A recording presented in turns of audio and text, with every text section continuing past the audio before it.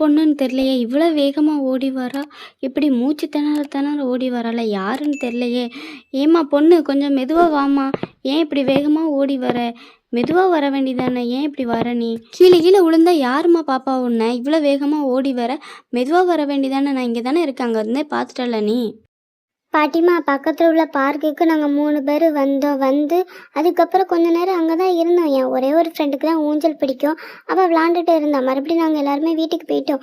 ஆனால் 12 மணிக்கிட்ட ஆகும்போது அவள் திடீர்னு மறுபடியும் ஓடி வந்து அந்த ஊஞ்சலில் உட்காந்து பேயாக மாறிட்டா. எனக்கு அதை பார்க்கும்போதே ரொம்ப பயமாயிட்டு.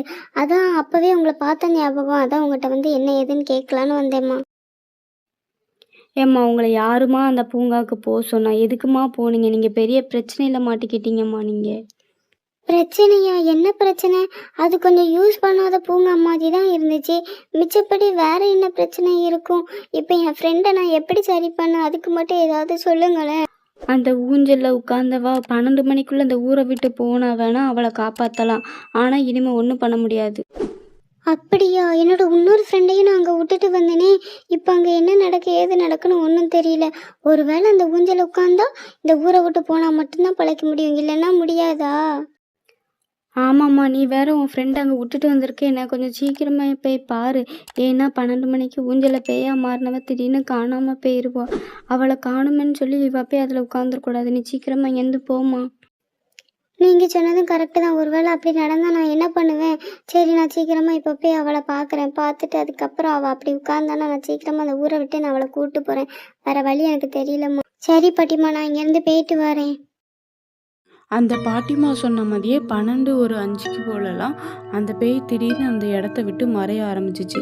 அதை பார்த்துட்டு இருந்த பைரவி சரின்னு சொல்லிட்டு அங்கே போய் உட்காரலான்னு போய் உட்கார்ந்தா. அவள் ஊஞ்சலில் உட்காந்து கொஞ்ச நேரத்துலேயே அங்கே சுபா வேகமாக ஓடி வந்துட்டா. அவள் சுபா ஓடி வந்து பைரவி அந்த ஊஞ்சலில் உட்கார்ந்ததை பார்த்த உடனே அவளுக்கு ரொம்ப பதட்டமாக ஆயிட்டு. சீக்கிரமாக இங்கேருந்து எந்தி சுபா, வா. இங்கேருந்து நம்ம பொய்யே ஆகணும். எந்தி, நான் சொல்கிறத மட்டும் கேளு. சீக்கிரமாக இங்கேருந்து வா, நம்ம இங்கேருந்து வேகமாக போகணும். பைரவி வா, எந்தி. பைரவியும் சுபா என்ன சொல்ல வரான்னு கூட கேட்காம அவள் சொன்னபடியே கேட்டு சீக்கிரமாக அங்கேருந்து வந்தா. அவங்க ட்ரெஸ் எல்லாம் எடுக்கலான்னு ரூமுக்கு போனால் அங்கே பேயா மாதிரி சிந்து உட்கார்ந்துருந்தா. ரொம்ப அழுதா. அதை பார்த்த பைரவி அவளை கூட்டு போகலான்னு சொன்னா. ஆனால் சுபாவுக்கு தெரியும் அது பேயின்னு. அதனால அதுக்கு மறுத்துட்டா. முடியாது, அவள் நம்ம ஃப்ரெண்டு சிந்து இல்லை. அவள் இப்போ முழுசாக பேயா மாறிட்டா. அவளை கூட்டு போனால் நமக்கு தான் ஆபத்து. நீயும் அந்த ஊஞ்சல் உட்காந்துருக்க, சீக்கிரம் வா. அதுக்கப்புறம் வேகமாக அவங்க காரில் எப்படி வந்தாங்களோ அப்படியே போனாங்க. அந்த ரூட்டு ஃபுல்லாக பேய் கூடயே வந்துச்சு. அதுக்கப்புறம் ஒரு வழியாக அவங்க நம்ம ஊருக்கு வந்து சேர்ந்துட்டாங்க. சேர்ந்ததுக்கு அப்புறம்தான் சுபா எல்லா கதையும் பைரவிக்கு சொன்னான். அதை கேட்ட பைரவிக்கு தலையே சுத்திடுச்சு. நல்ல வேளை 12 மணிக்குள்ளே இங்கே வந்தோம். இல்லைனா நீயும் அங்கே மாட்டிக்கிட்டு பேயாக மாறிடுவா. அது உனக்கு தெரியுமா? அந்த ஊஞ்சலில் உட்கார்ந்தனால தான் நம்ம சிந்துக்கு இப்படி. சிந்துவை நினச்சி ரொம்ப மனசு கஷ்டமாக இருக்கு. அவள் முதலையே வரலன்னு தான் சொன்னான். நம்மளோட ஆசைக்காக வந்தா. இப்போ நம்ம அவளையே இழந்துட்டோமே. என்னதான் சுபாவை இழந்தாலும் கஷ்டப்பட்டு உன்னை நான் கூட்டு வந்துட்டேன்.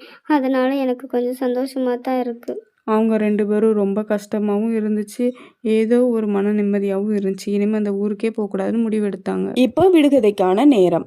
அம்மா சேலையை மடிக்க முடியாது, அப்பா பணத்தை எண்ண முடியாது. ஆன்சர் தெரிஞ்ச கண்டிப்பாக கமெண்ட் பாக்ஸில் கமெண்ட் பண்ணுங்க.